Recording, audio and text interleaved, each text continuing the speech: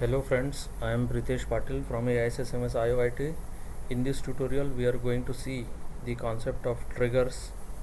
The triggers are the objects which are created in the databases to perform the actions abstractly, means without the knowledge of sophisticated users.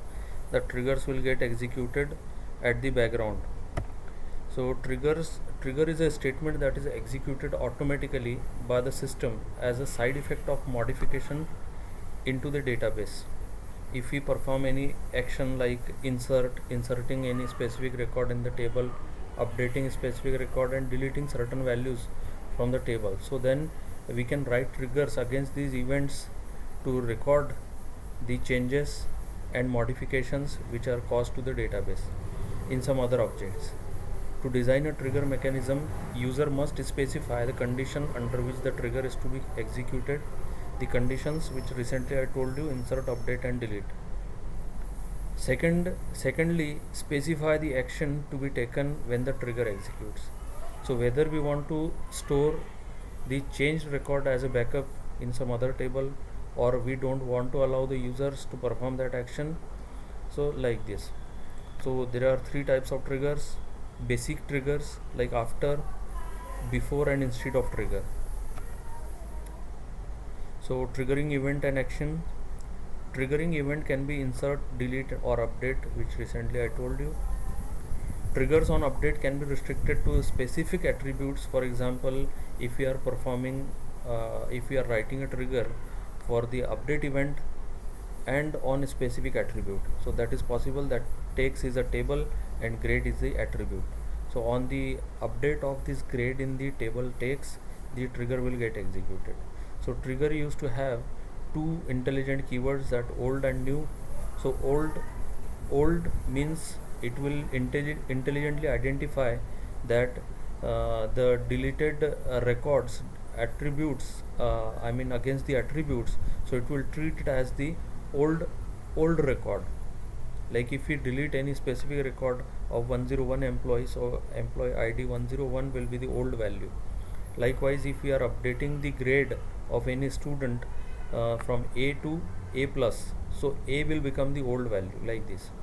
And second intelligent keyword is new, which will occupy the values against the insert operation and update operation. If we are changing the grade of any student from A to A plus, so A plus will be intelligently identified as the new value. So trigger can be activated before an event which can serve as extra constraint. For example, convert blank grades to NULL, that is string. So for creating this trigger, the statement will be create trigger set null underscore trigger. So this set null underscore trigger is the name provided by the user. You can provide any name to this. And before update of text, so before the action is performed, before the update event is performed on grade,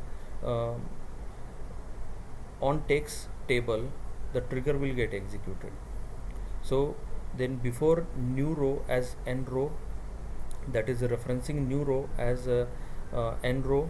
So now n row will be having the value which we want as NULL string. So for each row, this is the required keyword, required line to be provided.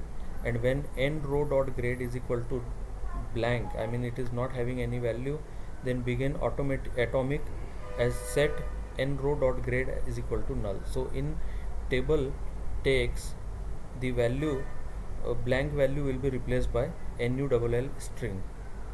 So this is another example. In my previous video, I took the example of employee table, which was having four fields: employee ID, name, city, street. So now I created another table, that is EMP backup, and in this I have taken EMP ID and name from employee table, and two additional fields I kept here: change date and action. So this change date and action, I kept it to record the changes, the action which I have performed. So this is the example of a before trigger on update of EMP. So delimiter, actually this trigger is a PLSQL block of code, so it requires internal statements to be terminated as semicolon. But if we do not do not define delimiter, then on any position the query will get terminated. So we can define our own delimiter to execute or to terminate the query. So that's why double dollar is defined as a delimiter. So create trigger before update on EMP. So before update on EMP, and for each row, so this is the compulsory line which has to be written, and the body of the trigger will have to begin. So insert into EMP backup. So once the update is performed on EMP, then at the background the insertion will take place in EMP backup. So for action domain or attribute, we are setting it as update, and EMP ID is old.update. So for example, 101 employee record has been updated. So EMP ID will be treated as old, and name will be treated as old, and change date is equal to now, which is the current date, and end.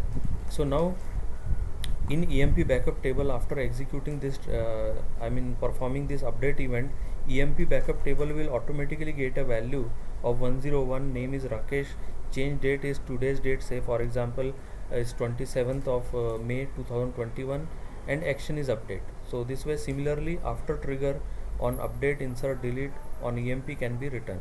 So now let us have a look on the instead of trigger.